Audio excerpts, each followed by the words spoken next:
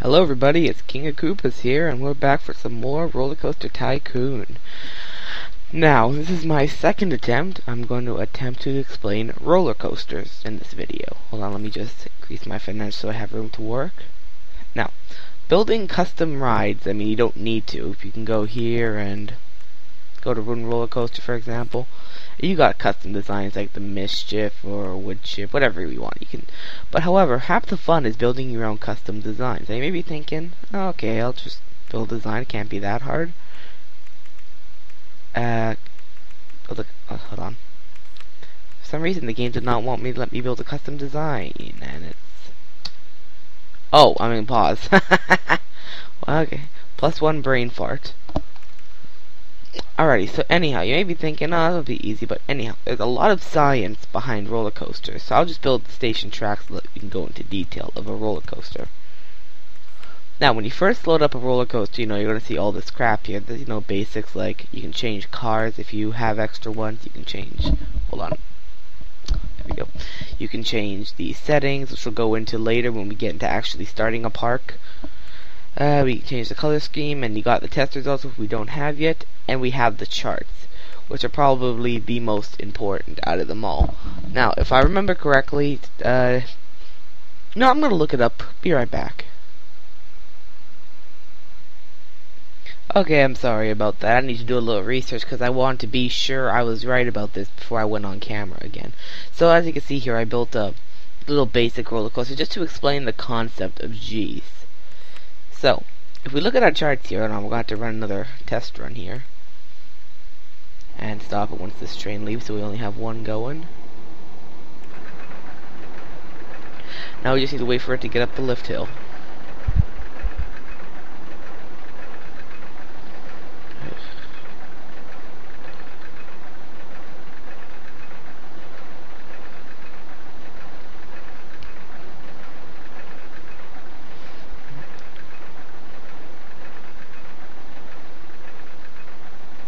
Alrighty, now it's just going to go around the corner.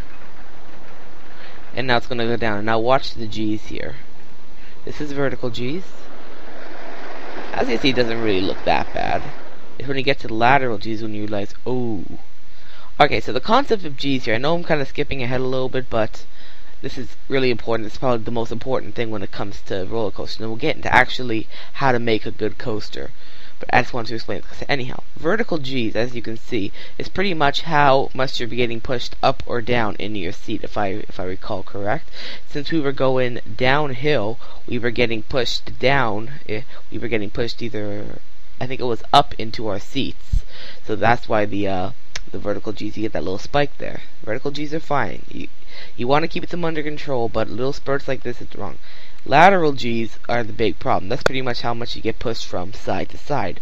And in the case here, since we were going down at a really high speed and took many sharp corners like this, you got really high lateral G's here, which in turn causes a high intensity. And if you look here, we can see those are pretty crappy results. You got high intensity simply because those corners are so intense.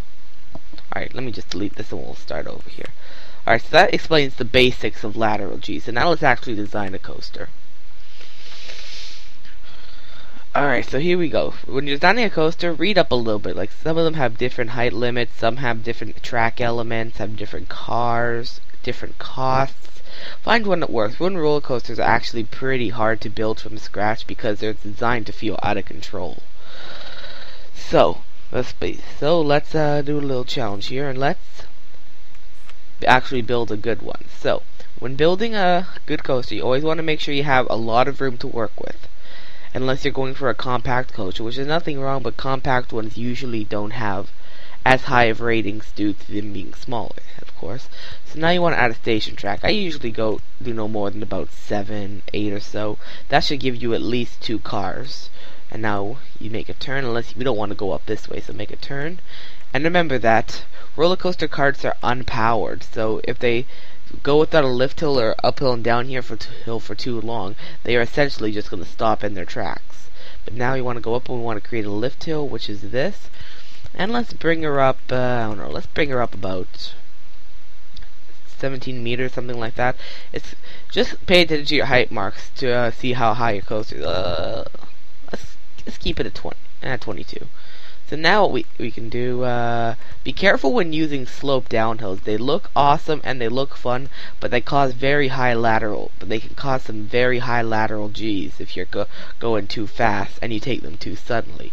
But even so, there's nothing wrong with that. So now let's go down a little bit. And now let's bring it slower down. Also, pay attention to your height marks when you're going up and down hills. You can see here, if the hill that goes up is higher than the actual track marks, you don't want to be doing that because it's not going to work. All right, so now let's say we just want to go straight down like this. Now say we want to turn it like this. Well, we can't do that. That's going to cause really high lateral G's, and they're going to make it too intense. So instead, let's add banks. Basically, what banks do, as you can see, they're kind of like a twisted track. And basically what they do, they transfer those lateral G's into vertical G's, so instead of getting pushed from side to side, you get pushed down into the cart, which is very helpful. You can take turns much faster with these, but even so, you still need to be careful, because if you go too fast, you can still take those turns and they can still cause high lateral G's, especially for a wooden roller coaster. Alright, so that's good. We'll not do that. Okay, now this we can probably spiral up once here. Let's see here. How does that go? Okay, that looks good. We'll do another bank here. This isn't really needed, but it's always better to use banks. And now one more. And now let's just bring her down. Okay, that's not gonna work. So bring her down like this, and then finally, whoops, wrong way. Finally bank it, and we'll add an on-ride photo, why not? Which is basically going to take a picture of the guest, and it's going to, it's going to take a picture of the guest, and essentially it's going to, bring in more profit. Very well worth to put those in. They can make a pretty good amount of money. Alrighty, so now we got a basic coaster here. I'm not saying this is going to be a good coaster because I'm just explaining the basics. And coasters require a lot of troubleshooting. You basically have to design the coaster, and unless you're really good, it's most likely not going to work the first time. I mean, something like this probably won't be too bad because it's a very simple design, but when you get into really complicated coasters, then it almost never works on the first go. You have to pay attention to your vertical G's, your lateral G's, how fast you're going, and all that stuff to make sure that you're not going too fast, too slow. So anyhow, let's test and just make sure the track even completes itself. Let's go to train 1, and let's watch.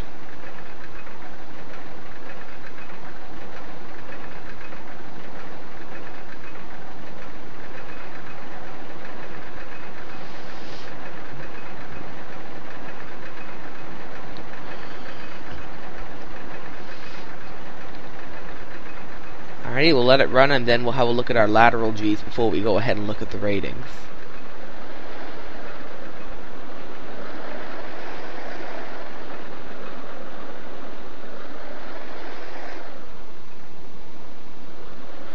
Alright, there we go. The track successfully completed. So let's have a look at the results. Let's have a look. Let's see here. As you can see here, our lateral G's aren't that bad. You can see them. You can see like small variations. And if we watch it again, we can pinpoint specific moments and when we can see those G's. Like for example, if we go here, we can see that it's about here is where we get this drop right here, which is fine.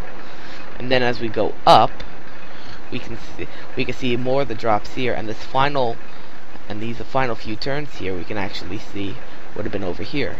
Let's watch and just see if we're right. Yep, see?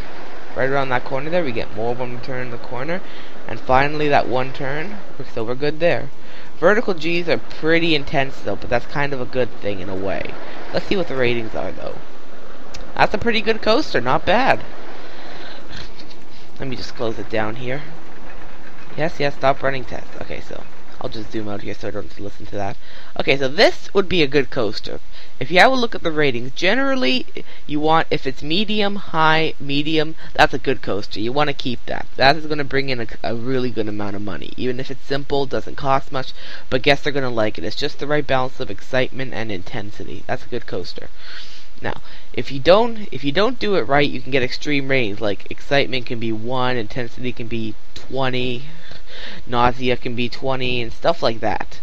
So you really have to be careful when designing these coasters. But you see, this is you could charge a good amount of money for this.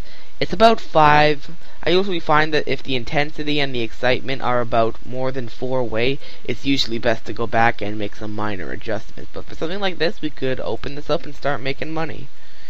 Okay, I'm just gonna junk this. Now, as you get into the game, you're going to get more elements, like, loops and, what else? Corkscrews, stuff like that, and they all interact differently with G's and the actual stats. And you also have to take into account the type of coaster. So, like, for example, steel mini roller coasters, they don't go as fast, they don't build as high, and they don't suffer nearly as bad from high drops and whatnot.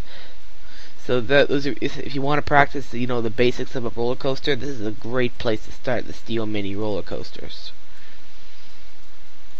Alrighty, let's go back to the main menu. And actually, I'm going to mute it so I don't have that obnoxious music. Don't save. Alrighty, and I think that covers the basics of building roller coasters. There's a lot more to get into, but we'll go into them more because I'm going to attempt to build a lot of custom designs during this Let's Play.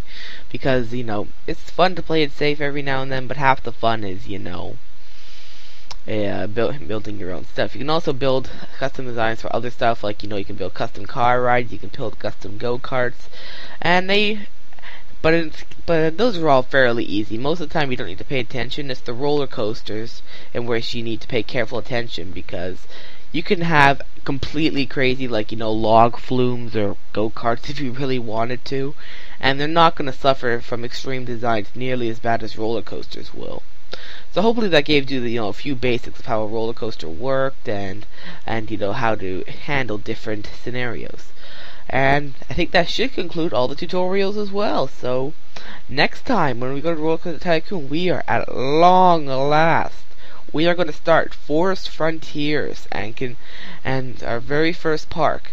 Very easy one. I think anyone could complete Forest Frontiers, but go in here, we'll start building our own park. I'll show you how I play, my recommended strategies for this park, and we'll just work our way down all the way from there to Thunder Rock. It's going to take a long time just to do this, but hopefully we'll be able to keep it somewhat short. Oh my god, I'm just rambling now. I wish I was funny, but whatever. Anyhow, I thank you all for watching, and I'll see you next time.